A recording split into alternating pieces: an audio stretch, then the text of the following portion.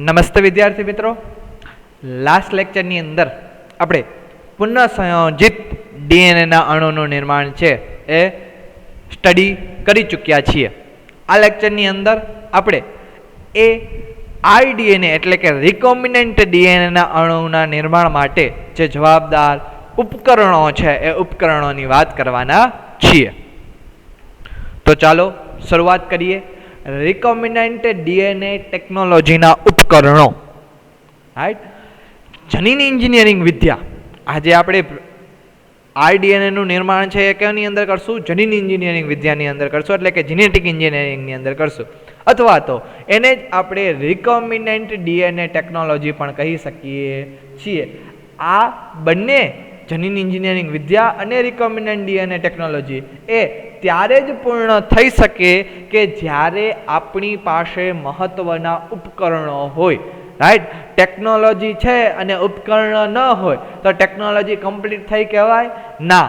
Without the ઉપકરણ technology છે એ complete છે નહીં, રાઈટ. ઉપકરણો વિના ટેકનોલોજી કમ્પ્લીટ કોઈ દિવસ થાય નહીં. ઉપકરણો જોઈએ જ, ઉપકરણો છે એ જ મહત્વના છે, કારણ કે જો ઉપકરણો હશે તો જ ટેકનોલોજી છે, ડીએનએ ટેકનોલોજી એ સંપૂર્ણ છે, પૂર્ણ છે એ થઈ શકે. તો આ ઉપકરણ કયા, રાઈટ? તો આ છે એ તમને દેખાય છે કે રિકોમ્બિનન્ટ ડીએનએ છે.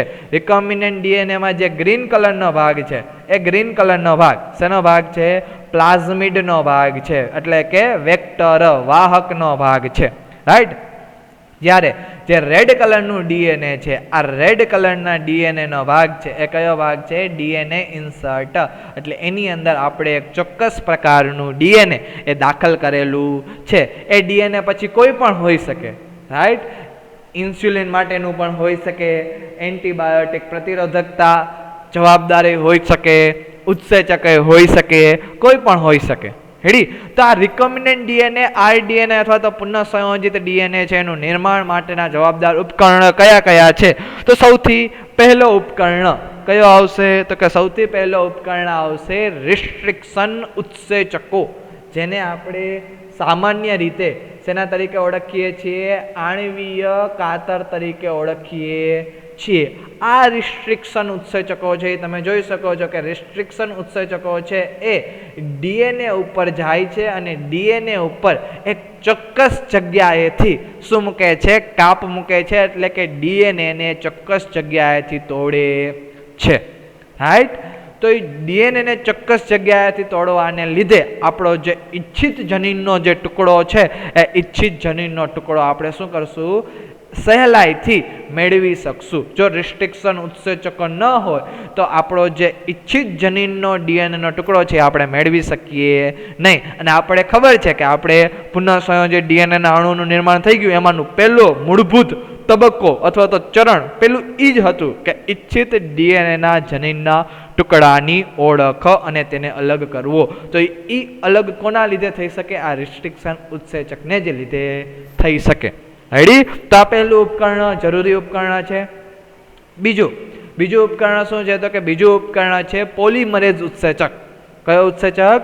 પોલિમરેઝ ઉત્સેચક. આપણે પુનઃસંયોજિત ડીએનએના અણુના નિર્માણમાં જોયું હતું કે ડીએનએ પોલિમરેઝ ઉત્સેચક આવ્યો હતો. આ ડીએનએ પોલિમરેઝ ઉત્સેચક શું કરશે? તો કે જેના કારણે કે જે ઈચ્છિત જનીનયુક્ત ટુકડો છે એ ટુકડાનું શું થાય? બહુગુણન થાય, એની સંખ્યામાં શું થાય? વધારો થાય. એના માટે જવાબદાર કયો ઉત્સેચક હોવો જોઈએ? ડીએનએ પોલિમરેઝ ઉત્સેચક. એ ડીએનએ પોલિમરેઝ ઉત્સેચક એક ડીએનએમાંથી, બે ડીએનએ, બેમાંથી, ચારમાંથી 8 આવી રીતે ડીએનએના સંખ્યાની અંદર શું કરશે? વધારો કરશે, રાઈટ. એટલે એ રિકોમ્બિનન્ટ ડીએનએમાં પણ વધારો કરી શકે. સાથે સાથે જે આપણું ઈચ્છિત જનીનયુક્ત ડીએનએ છે એ ઓછા પ્રમાણમાં હોય તો એની સંખ્યામાં પણ એ શું કરી શકે છે? વધારો છે કરી શકે છે. એ પછી જે ઉત્સેચક આવે એ છે લાઇગેઝ ઉત્સેચક. કયો આવશે? લાઇગેઝ ઉત્સેચક. આ લાઇગેઝ પણ કયો હતો? DNA ligase. આ ડીએનએ લાઇગેઝ ઉત્સેચકનું કાર્ય શું? તો કે ડીએનએ લાઇગેઝ ઉત્સેચક છે એ બે અલગ અલગ ડીએનએને છે એ જોડે છે. જો અહીંયા તમને આકૃતિમાં દેખાય છે, આ એક ડીએનએ છે, રાઈટ. આવી રીતે. એવી જ રીતે આ બીજું ડીએનએ છે. અને આ બંને ડીએનએ છે એ અલગ અલગ છે, રાઈટ. તો એ બંને ડીએનએને એકબીજા સાથે જોડવાનું કાર્ય છે કોણ કરે છે? તો કે લાઇગેઝ ઉત્સેચક છે, એ લાઇગેઝ ઉત્સેચક કરે છે. તમને અહીંયા દેખાય છે કે આ લાઇગેઝ ઉત્સેચક છે. રેડી? તો લાઇગેઝ ઉત્સેચક બે અલગ અલગ ડીએનએને જોડશે, એટલે કે ખાસ કરીને રિકોમ્બિનેન્ટ ડીએનએના અણુનું નિર્માણ લાઇગેઝ ઉત્સેચકના લીધે જ સંભવ છે, રાઈટ. એ જે ડીએનએ વિદેશી ડીએનએ છે એ અને જે પ્લાઝમિડ ડીએનએ છે એ બંનેને જોડવાનું કાર્ય કોણ કરે? ડીએનએ લાઇગેઝ ઉત્સેચક કરે. એ પછી આરડીએનએના નિર્માણ થઈ ગયા પછી આરડીએનએને આપણે કોની અંદર દાખલ કરવામાં આવે? તો કે એ યજમાનની અંદર દાખલ કરવામાં આવે. પરંતુ એ યજમાનની અંદર દાખલ કરતા પહેલા એ જે ટુકડો છે વિદેશી ડીએનએનો ટુકડો એને કોકની સાથે જોડવો પડે. એ જોડવા માટે આપણે શેનો ઉપયોગ કરશું? વાહક, જેને આપણે ઇંગ્લિશમાં કહેવાય પ્લાઝમિડ વેક્ટર. કોનો ઉપયોગ કરશું? પ્લાઝમિડ વેક્ટર વાહકનો ઉપયોગ કરશું કે જેના સાથે આપણો જનીનનો ટુકડો છે એ જોડશું. શું કામ? કારણ કે વાહક પાસે શું હોય? તો કે વાહક પાસે ઓરી સિક્વન્સ હોય, રાઈટ, જેના કારણે પોતાની રીતે જ પોતાનું સ્વયંજનન છે એ કરી શકે છે.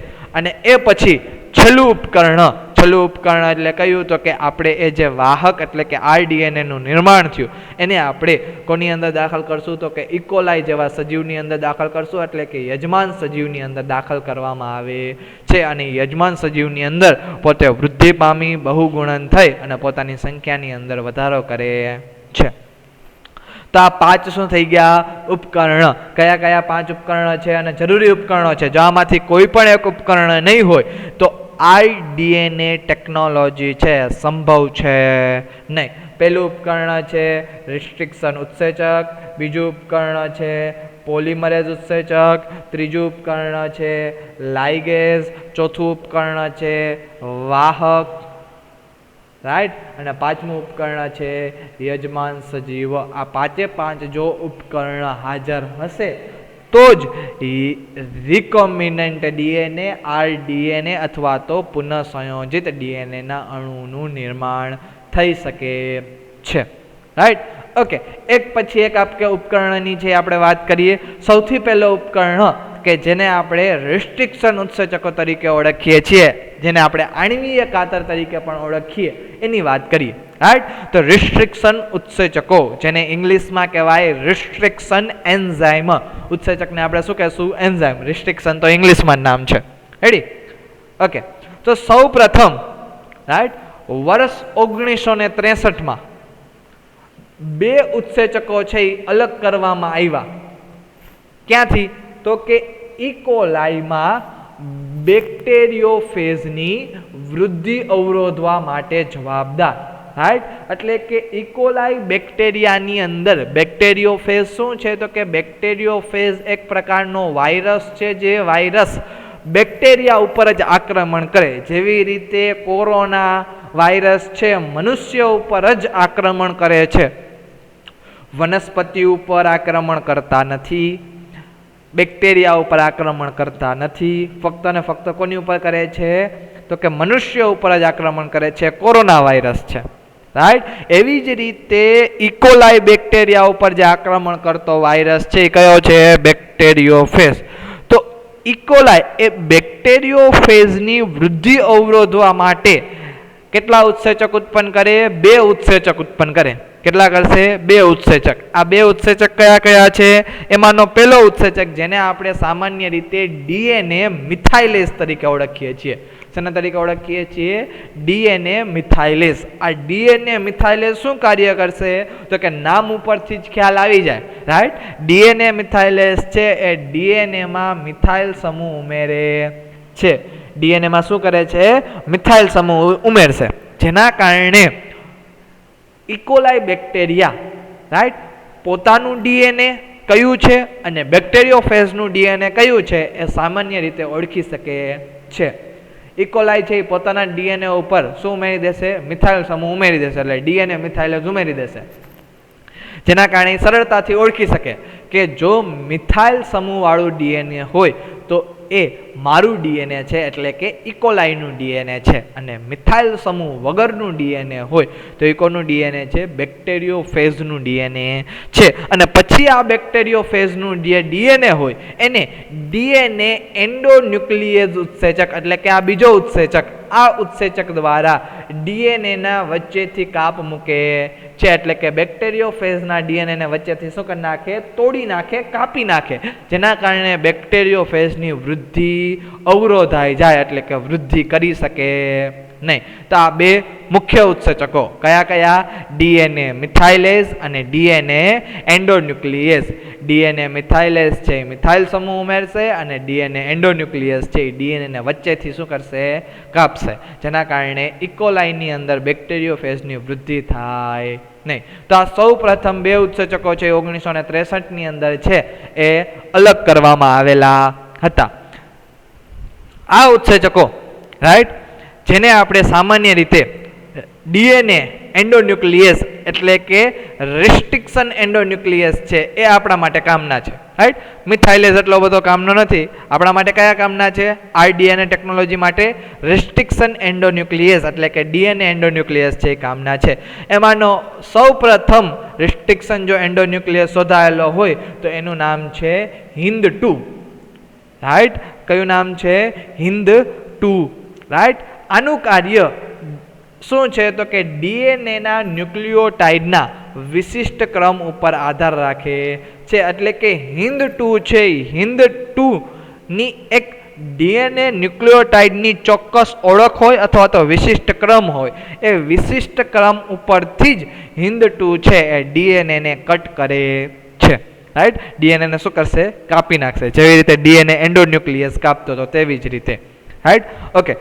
HIND2 છે એ હંમેશા ડીએનએના અણુના એક ચોક્કસ બિંદુ ઉપર કાપ મૂકે છે અને આ જે વિશિષ્ટ ક્રમ છે એ 6 બેઝ એટલે કે 6 ન્યુક્લિયોટાઇડના જોડનો એક ચોક્કસ ક્રમ અથવા તો વિશિષ્ટ ક્રમ હોય છે. HIND2 ડીએનએમાં ક્યાં કટ કરે? તો કે ડીએનએના ન્યુક્લિયોટાઇડના વિશિષ્ટ ક્રમમાં કટ કરે. રાઈટ, આ જે ડીએનએના ન્યુક્લિયોટાઇડનો જે વિશિષ્ટ ક્રમ છે, જે ચોક્કસ ક્રમ છે, એ કેટલા બેઝ પેરનો બનેલો છે?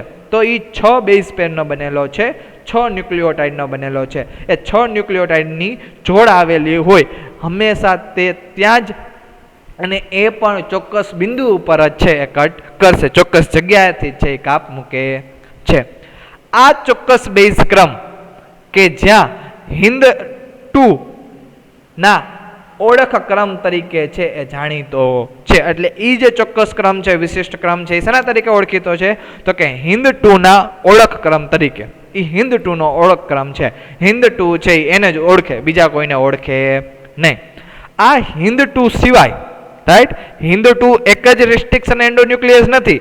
HIND2 સિવાય આજે 900 થી પણ વધારે રિસ્ટ્રિક્શન ઉત્સેચકો છે એની જાણકારી આપણી પાસે છે. એટલે કે બેક્ટેરિયામાંથી છે આપણે અલગ કરી શક્યા છીએ. અલગ અલગ બેક્ટેરિયામાંથી અલગ અલગ 900 થી વધારે રિસ્ટ્રિક્શન ઉત્સેચકો છે આપણે મેળવી શક્યા છીએ, કે જે બેક્ટેરિયાની 230 થી વધુ જાતમાંથી છે અલગ કરવામાં આવેલા છે. એટલે કે બેક્ટેરિયાની 230 જાતમાંથી 900 રિસ્ટ્રિક્શન ઉત્સેચકો છે આપણે અલગ તારવેલા છે. રાઈટ, જેમાંનો એક કયો છે? HIND2 છે. ઓકે, તો આ રિસ્ટ્રિક્શન ઉત્સેચક માટેની સામાન્ય માહિતી હતી. Right, okay. તો રિસ્ટ્રિક્શન એન્ડોન્યુક્લિયસ જે ઉત્સેચક છે એટલે કે HIND2, આનું આવું નામ શું કામ આપેલું છે એના માટેની આપણે વાત કરીએ તો કે રિસ્ટ્રિક્શન ઉત્સેચકોનું નામકરણ કેવી રીતે રિસ્ટ્રિક્શન ઉત્સેચકોનું નામકરણ કરવામાં આવે છે? તો કે જે રિસ્ટ્રિક્શન ઉત્સેચકો છે તેનું નામકરણ તેઓ જે બેક્ટેરિયામાંથી મેળવાયા છે તેના આધારે 3 કે 4 ટૂંકા અક્ષર દ્વારા કરવામાં આવે છે. એટલે કે જે રિસ્ટ્રિક્શન ઉત્સેચક આપણે જે પણ બેક્ટેરિયામાંથી મેળવશું, આપણે આગલી સ્લાઇડમાં જોયું કે 200 થી 30થી વધુ જાતના બેક્ટેરિયા હતા અને તેમાંથી આપણને 900 થી વધારે પણ રિસ્ટ્રિક્શન ઉત્સેચકો મળેલા છે. એટલે જે બેક્ટેરિયામાંથી જે રિસ્ટ્રિક્શન ઉત્સેચકો મળેલો હશે તેના આધારે આપણે 3 કે 4 ટૂંકા અક્ષર દ્વારા એનું આપણે શું કરશું, નામકરણ કરશું. ઉદાહરણ સ્વરૂપે આપણે જોઈએ, દાખલા તરીકે ઉદાહરણ સ્વરૂપે એક રિસ્ટ્રિક્શન એન્ડોન્યુક્લિયસ ઉત્સેચક છે જેને કહેવાય ઇકો R1. શું કહેવાશે? Eco R1. ઓકે, જેમાં ઈ શું છે તો કે ઈ જે છે, રાઈટ, એટલે કે જે પ્રથમ અક્ષર છે એ પ્રથમ અક્ષર કોનો છે તો કે પ્રજાતિનો છે. બેક્ટેરિયાની પ્રજાતિનો પ્રથમ અક્ષર છે, રાઈટ. ઈ બેક્ટેરિયાની પ્રજાતિનો પ્રથમ અક્ષર, રાઈટ. ઈ એટલે કે શું તો કે ઈ એટલે કે ઈશ્વરેશિયા. શું થશે? ઈશ્વરેશિયા. આ ઈશ્વરેશિયા એ બેક્ટેરિયાની એક શું છે, પ્રજાતિ છે. કો, સી અને ઓ, જેને આપણે કો કહીએ, એ કો શું છે તો કે બીજા બે અક્ષરો છે, બીજા બે અક્ષરો જાતિ માટે છે. કોના માટે છે? જાતિ માટે. જાતિ કઈ? કોલાય. કઈ જાતિ છે? કોલાય, જેને આપણે સામાન્ય રીતે ઇકોલાઈ તરીકે ઓળખીએ છીએ. એટલે ઇકોલાઈનું પૂરું નામ શું થશે? ઈશ્વરેશિયા કોલાય. તો ઈશ્વરેશિયા છે એ પ્રજાતિ છે અને કોલાઈ છે એ જાતિ છે. એટલે પ્રજાતિનો પહેલો અક્ષર કેપિટલ અને પછી જાતિના બંને અક્ષર સી અને ઓ એ આપણે શેમાં લેશું? સ્મોલમાં લેશું. તો એ પછીનો આર શું છે? ઇકો. એ તો સમજાઈ ગયું આપણને. તો પછી આર શું છે તો કે આર જે છે એ છે પ્રથમ આદિકોષ કેન્દ્રીય કોષના જાતના નામ પરથી. એટલે કે એની જાત કઈ છે? આ જે ઈશ્વરેશિયા કોલાઈની છે ઘણી બધી જાતો છે, તો એમાંની એની કઈ જાત કે જે એમાંથી આપણને ઇકો R1 મળ્યો છે, તો એ જાત છે ઈશ્વરેશિયા કોલાઈ RY13. રાઈટ. કઈ છે? ઈશ્વરેશિયા કોલાઈ RY13. આ બેક્ટેરિયાની જે જાત છે એમાંથી આપણને આ ઉત્સેચક મળેલો છે. કયો ઉત્સેચક? Eco R1. રાઈટ. ઓકે, તો 1 નો મતલબ શું? 1 નો મતલબ એ છે કે એ રોમન આંકમાં દર્શાવેલો છે. 1 જે છે આપણને શેમાં દર્શાવેલો છે? રોમન આંકમાં. એનો મતલબ શું તો કે એ બેક્ટેરિયાની જે તે જાતમાંથી કયા ક્રમમાં ઉત્સેચકને અલગ કરવામાં આવ્યો છે એનો નંબર છે, એ નંબર દર્શાવે છે. રાઈટ. બેક્ટેરિયાની જે જાત છે ઈશ્વરેશિયા કોલાઈ RY13 એ કયા ક્રમમાં ઉત્સેચકને અલગ કરવામાં આવેલો છે, એનો ક્રમ કયો? તો સૌથી પહેલા એ કરવામાં આવેલો છે. એટલે એને આપણે શું, આપણે એ ક્રમ આપણે શું આપીએ છીએ? ઇકો R1 છે ક્રમ આપીએ છીએ. રાઈટ. તો આ આખો ઉત્સેચક થઈ ગયો કયો? ઇકો R1, જેને આપણે ઈશ્વરેશિયા કોલાઈ, જેમાં ઈશ્વરેશિયા છે એ પ્રજાતિ છે એટલે એનો પહેલો અક્ષર, કોલાઈ છે એની જાતિ છે એટલે બાકીના બીજા બે અક્ષર, આર એટલે કે એની જાત છે ઈશ્વરેશિયા કોલાઈની RY13 એટલે એનો આર, અને 1 છે એ કયા ક્રમમાં ઉત્સેચકને અલગ કરવામાં આવ્યો છે એ દર્શાવે છે. તો આ શું થઈ ગયું? ઉત્સેચકનું નામકરણ. એવી જ રીતે આગલી સ્લાઇડની અંદર એક આપણે પણ ઉત્સેચક ભણી ગયા. કયો ઉત્સેચક હતો? એક રિસ્ટ્રિક્શન ઉત્સેચક આવ્યો હતો, એનું ઉદાહરણ હતું, એ હતો હિન્દ 2. કયો ઉત્સેચક હતો? હિન્દ 2. રાઈટ. જેમાં હિન્દ 2 નો મતલબ થશે કે એ જે ઉત્સેચક છે એ હિમોફિલસ ઇન્ફ્લુએન્ઝા. રાઈટ. હિમોફિલસ એના માટેનો H, રાઈટ, હિમોફિલસ માટેનો H અને ઇન્ફ્લુએન્ઝા એના માટેનો IND. અને કયા ક્રમમાંથી કરવામાં આવેલો છે તો કે બીજા ક્રમમાંથી કરવામાં આવેલો છે. એટલે એ હિન્દ 2 જે ઉત્સેચક છે, રિસ્ટ્રિક્શન ઉત્સેચક, એ આપણને હિમોફિલસ ઇન્ફ્લુએન્ઝા નામના બેક્ટેરિયામાંથી બીજા ક્રમમાં છે ઉત્સેચક મળેલો. જેવી રીતે ઇકો R1 છે એ ઈશ્વરેશિયા કોલાઈ RY13 ની જાતમાંથી પ્રથમ નંબરમાં છે ક્રમમાં આવેલો છે, તેવી જ રીતે હિન્દ 2 છે બીજા ક્રમમાં, પરંતુ હિમોફિલસ ઇન્ફ્લુએન્ઝામાંથી. રાઈટ.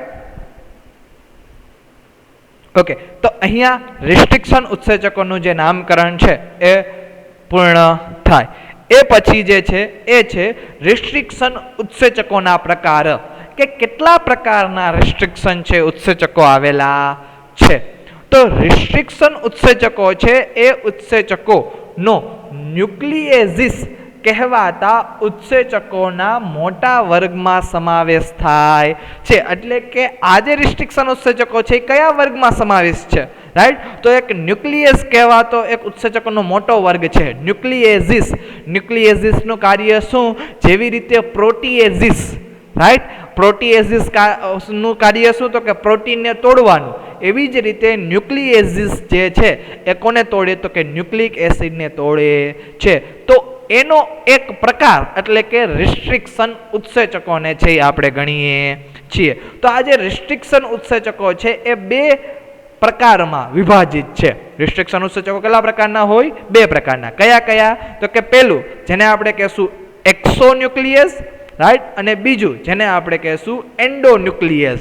એક્સોન્યુક્લિયસ and endonuclease. એક્સોન્યુક્લિયસ કોને કહેશું? તો કે એક્સોન્યુક્લિયસ છે એ ડીએનએના છેડા પરથી ન્યુક્લિયોટાઇડને દૂર કરે છે. એક્સો મતલબ અંતનો ભાગ. ડીએનએનો જે અંતનો ભાગ હોય ને, રાઈટ, છેડો હોય, ડીએનએનો જે છેડો હોય, અંતનો ભાગ હોય, ત્યાંથી શું કરે? તો કે ત્યાંથી ન્યુક્લિયોટાઇડને છે દૂર કરે અથવા ત્યાંથી ડીએનએને તોડે તો એને આપણે શું કહેશું? એક્સોન્યુક્લિયસ કહેશું. જો સપોઝ દાખલા તરીકે આ ડીએનએ છે, રાઈટ, તો ઈ ડીએનએમાં આ અંતના ભાગમાં શું કરે છે? તોડે છે. અંતના ભાગમાં તોડે તો એને આપણે શું કહેશું? સામાન્ય રીતે એક્ઝોન્યુક્લિયસ કહેશું. અને એન્ડોન્યુક્લિયસ એટલે કે શું? તો કે એન્ડોન્યુક્લિયસ એટલે કે, રાઈટ, ડીએનએની અંદર ચોક્કસ સ્થાન ઉપર કાપ મૂકે છે. એન્ડો મતલબ અંદર, જેવી રીતે એક્ઝો મતલબ બહાર, એવી જ રીતે એન્ડો મતલબ અંદર. એટલે કે ડીએનએની અંદર, રાઈટ, ડીએનએના વચ્ચેના ભાગમાં કોઈ એક ચોક્કસ સ્થાન ઉપર કે જ્યાં વિશિષ્ટ ક્રમ હોય, એ વિશિષ્ટ ક્રમ ઉપર જ ચોક્કસ બિંદુએ જ એ એન્ડોન્યુક્લિયસ શું કરે છે? કાપ મૂકે છે. એટલે કે ડીએનએને તોડે છે. રાઈટ. આકૃતિ દ્વારા સમજીએ કે દાખલા તરીકે આખું ડીએનએ છે તો ડીએનએનો જે વચ્ચેનો ભાગ છે એ વચ્ચેના ભાગમાંથી શું કરે છે? તો કે કાપ મૂકે છે. આ વચ્ચેના ભાગમાં કાપ મૂક્યો કહેવાય. ક્યાં કાપ મૂકે છે?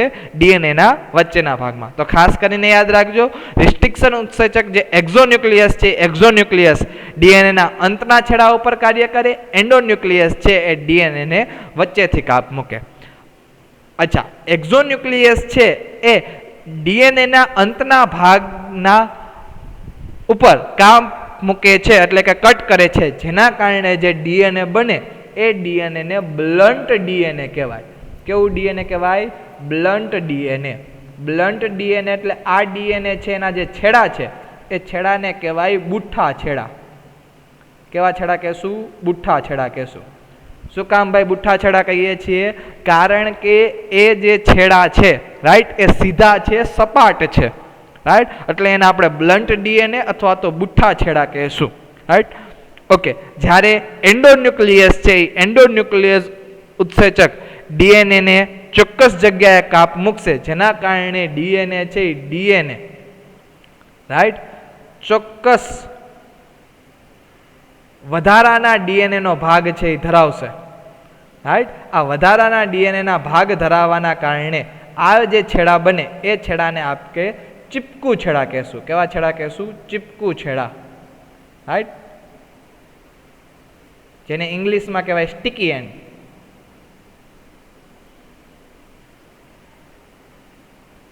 કેવા કહેશું? ચીપકુ છેડા અથવા તો સ્ટીકી એન્ડ કહેશું. રાઈટ. અને સ્ટીકી એન્ડ અથવા તો ચીપકુ છેડા હોવાના કારણે એ સરળતાથી, રાઈટ, એકબીજા સાથે જોડાઈ જાય છે. આપણે પુનઃસંયોજિત ડીએનએના અણુનું નિર્માણ જોયું હતું ત્યારે એમાં આપણે એક વિડીયો જોયો હતો. રાઈટ. એ વિડીયોની અંદર આપણે જોયું હતું કે જ્યારે પણ આપણે ડીએનએને કટ કરીએ છીએ, પ્લાઝમિડ ડીએનએ હોય કે આપણું ઈચ્છિત ડીએનએ હોય, ત્યારે આપણે રિસ્ટ્રિક્શન એન્ડોન્યુક્લિયસની જ મદદથી કટ કરશું, જેના કારણે ચીપકુ છેડા બને અને આ ચીપકુ છેડા છે એ સરળતાથી શું થાય? જોડાઈ જાય. તો સૌથી મહત્વમાં મહત્વ જો આરડીએનએ ટેકનોલોજીની અંદર મહત્વ ઘટક હોય તો એ કયો છે? રિસ્ટ્રિક્શન એન્ડોન્યુક્લિયસ છે. કયા છે? Restriction endonuclease.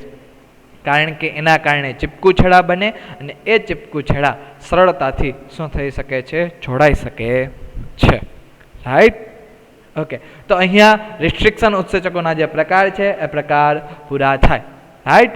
નેક્સ્ટ લેક્ચરની અંદર આ રિસ્ટ્રિક્શન ઉત્સેચકો કેવી રીતે કાર્ય કરે છે, કેવી રીતે ડીએનએને કટ કરે છે, રાઈટ, અને એના દ્વારા બે અલગ અલગ ડીએનએ છે એટલે કે જે પ્લાઝમિડ ડીએનએ છે એ અને જે ઈચ્છિત ડીએનએ જનીનનો જે ટુકડો છે અથવા તો જે ડીએનએ છે એ એકબીજા સાથે કેવી રીતે જોડાશે એના વિશે આપણે વાત કરશું, એટલે કે રિસ્ટ્રિક્શન ઉત્સેચકના કાર્ય વિશે વાત કરશું.